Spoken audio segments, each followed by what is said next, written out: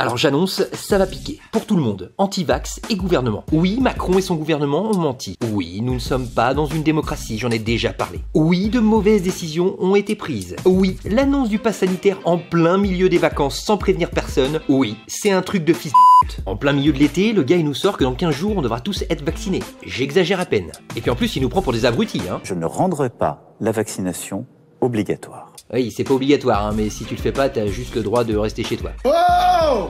J'ai le droit de vivre un peu!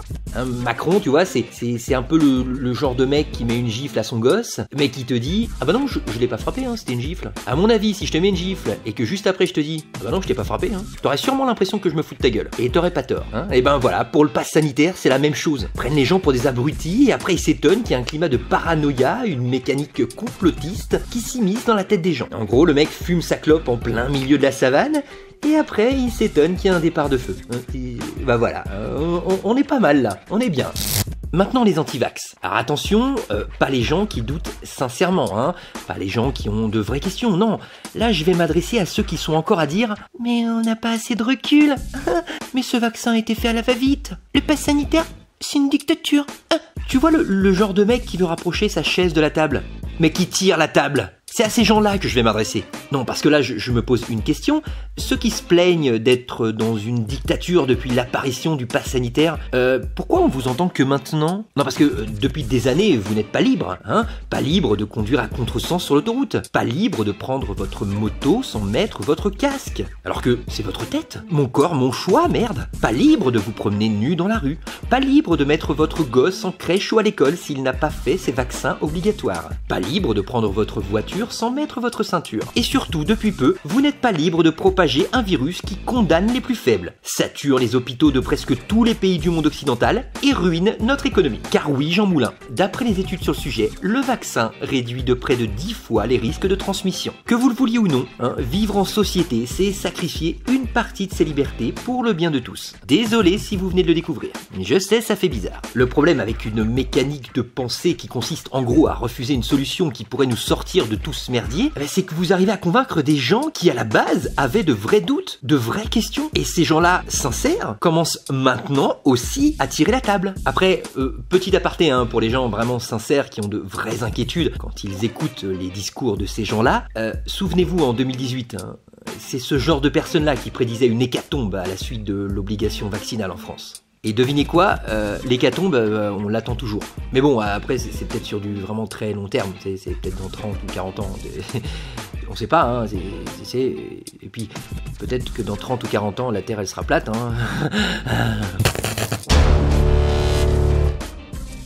Ah, vous avez peur des réactions allergiques sévères si vous vous faites vacciner?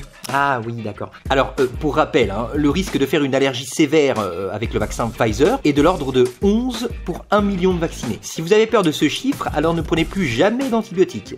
Non, parce que là, le risque de faire une réaction allergique sévère, c'est pas 11 sur 1 million, non, c'est 254 sur 1 million. Et surtout, si par malheur vous venez à vous fracturer un membre, n'allez pas aux urgences, non, parce que ils vont vous replacer l'os concerné, hein, mettre des vis, tout ça.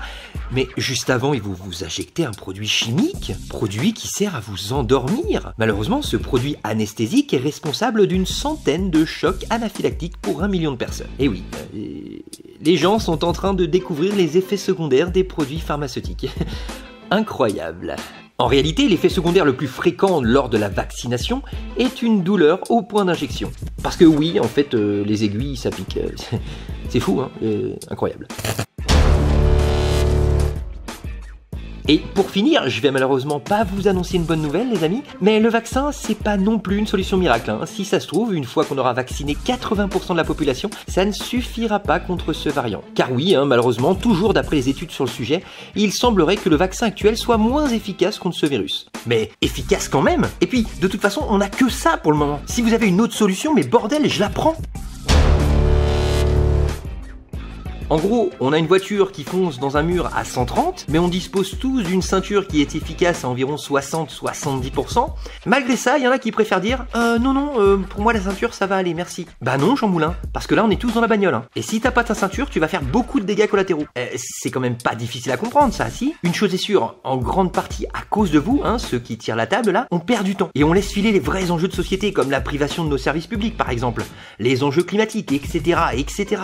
Je sais pas comment conclure cette vidéo. Donc vient la question fatidique. Et toi mon petit bonhomme, t'en penses quoi de tout ça finalement? Bon, la réalité c'est que j'en ai absolument rien à foutre, mais bon, je couperai ça au montage, hein, t'inquiète pas.